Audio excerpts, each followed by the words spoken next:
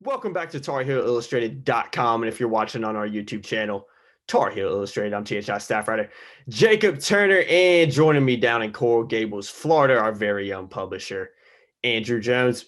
Andrew, you just saw Carolina. They left it late. Andrew Platek with the game-winning floater, I guess you'd call it, 67-65 win over the Miami Hurricanes in that very arena behind you. AJ, I'm just going to go ahead and preface this because I know you're going to be swallowing a lot during this video. You had a little allergic reaction before the game, so just giving everybody a little bit of a heads up if you see AJ pausing maybe a little bit more than usual. And by the way, when we do our 3 stars later, Doug Halverson, the trainer for Carolina, is going to get all 3 stars because he came through for me with some antihistamines. Yes, man. He was looking out for you. Glad you're feeling better though, AJ, and glad we're able to do this, man. But just to preface, if you see AJ acting a little bit different than usual, maybe now you know why. But feeling better now and ready to go. You powered through it tonight, AJ. Yeah, no problem. I powered through it just like those guys. Exactly. Just like great segue right there, AJ. Just like the Tar Heels did tonight.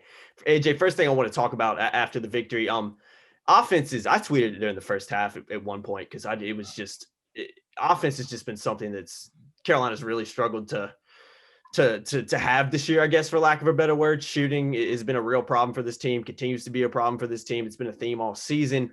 I know Roy's said it millions of times throughout his career, but everything looks better when the ball goes in the basket. Carolina has struggled to do that. It did win tonight, but that continues to be a major theme for this team. Usually when sports writers, sports commentators use the word grind, it's usually a positive. Mm-hmm. But the Tar Heels actually did grind this win out. They did the same against Notre Dame, did the same against Kentucky, etc. But I'm going to use grind in sort of a negative in that offensively, every possession almost looks just like a grind. Yeah, no. And a grind because they just struggle to get good looks. They have to work so hard to get good looks. Rarely do you see them come down the court. You know, a couple of the guys rotate on the post. There's an entry, turn, and score. We've seen that so often throughout this program's history, but we don't see it much this year.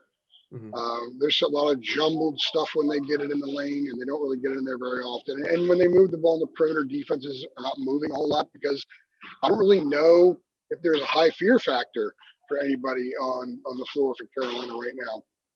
And that's how Miami defended them tonight.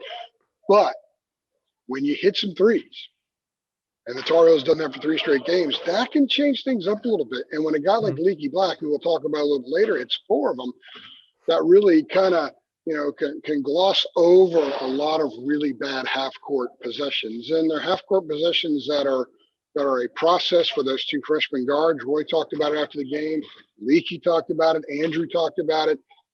I mean, I think that this is kind of who they are right now, and they're just going to have – Roy's going to have to knead it and try to just get a little bit better incrementally each time they take the floor.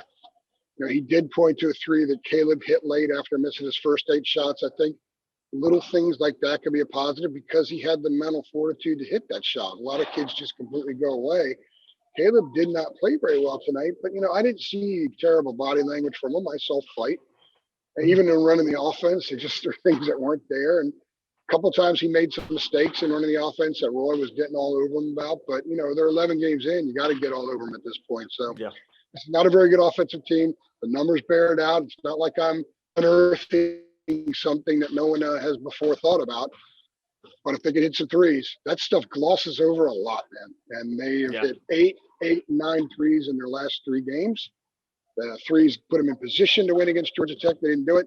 The threes put them over the hump against Notre Dame. And I think the threes and defense, we're going to talk about in a second, put them over the hump tonight. Yeah, I remember the days when Carolina would, have 50 at halftime. Now I think it was halfway through the against good teams. Yeah, against good teams too, not against any.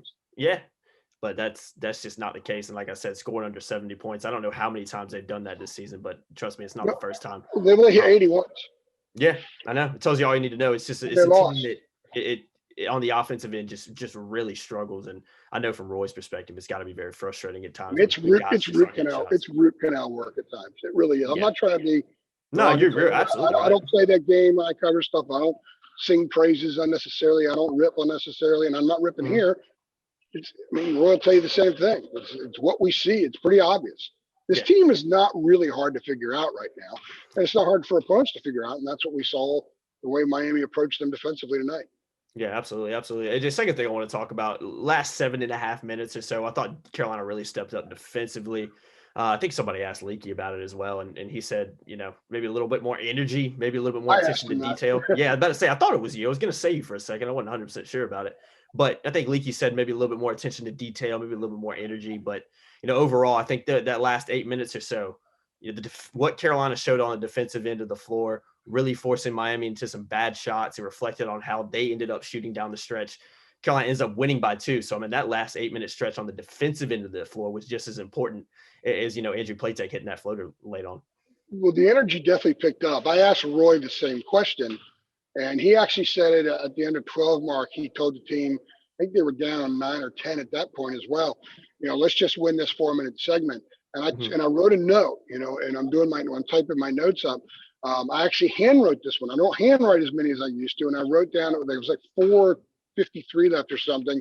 I said, last 8 minutes, energy has been different. And that kind of goes back to around an under 12 timeout when Roy said, let's just win this segment and then let's win the next segment. And the energy did pick up. And I think it translated to the defense. Miami missed 9 of the last 10 shots. Isaiah Wong hit a shot to make it 59-50 with 7:35 left. He's the only Hurricane that hit another field goal, and he did that with about a minute and a half left. So Carolina got stops, and they were able to score on the other end. And we've seen them go through stretches where they got stops and they didn't turn it into points on the other side of the court. They did that this time. So, look, they overcame a 9-point deficit on the road on a night where they were 12 for 41 from the floor inside the arc. Mm-hmm. And they won. They found a way to win the game. And I think defense did it for them. And Leaky even said, I think maybe they got so many things went against them at the last seconds of games last year. A couple are coming back because Leaky said, a year ago that shot at the end would have gone through, just like the one that Notre Dame took the other day. Mm-hmm. Eerily similar closes to both games, and these went Carolina's way, and that will build confidence. This team, like we've said a couple times, they're not going to flip a switch and be great defensively for 40 minutes. And a juggernaut offensively. They're going to have to win like this the rest of the way out. Yeah. They can get better, and those easy baskets that I talked about that aren't there, they could get more of them in time. But if the energy is there and the commitment to defense is there, and if they box out more, they didn't box out a lot the first 8-9 minutes of the second half. If they do those things, they have enough to get a lot of wins in this league because there's not a lot of really good teams in this league. When they match up on paper with most of these clubs in the ACC, they should go into the game thinking they're going to win. Mm-hmm. But they're only going to win if they do those other little things. They won tonight because energy picked up, they played defense, and the defense got them some easier baskets on the other end. Yeah, another reason they won tonight, AJ, is the last thing I want to talk about. Leaky Black, I thought he was really, really good again tonight. I saw, obviously, on Saturday, you were down at the Orange Bowl. I was over there covering the Notre Dame game. Leaky Black hits the game winner over there and then has another really good performance tonight, 16 points, 9 rebounds, 4 for 4 from 3.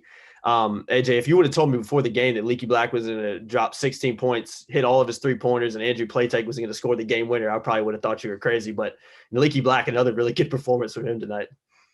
Well, another little insight into my handwritten notes. When he was 2 for 2, I wrote Leaky 2 for 2 from 3 and circle it and underline it.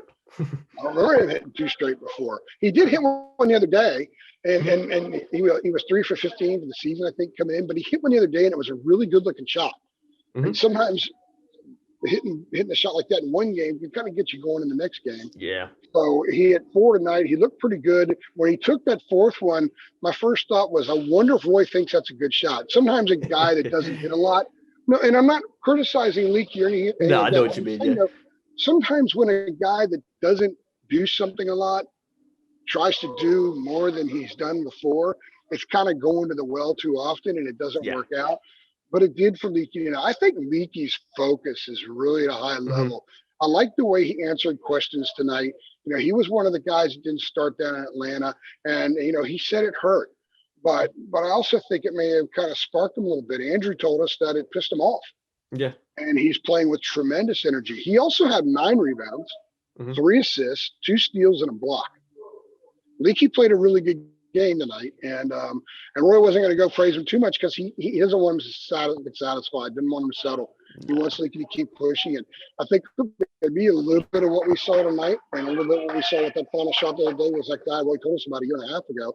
I don't think Carolina could go into games expecting this from him, but he's now shown them he can do this. Leaky kind of put them on his back tonight in a lot of ways, and that's a big plus moving forward.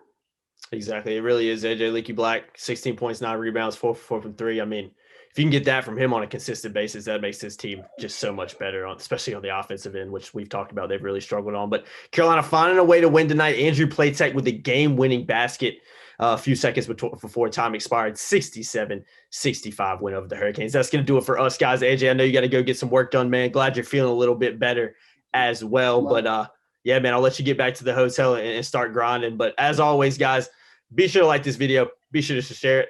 Be sure to subscribe to our channel. See you in the next one. Thanks, guys. Thanks.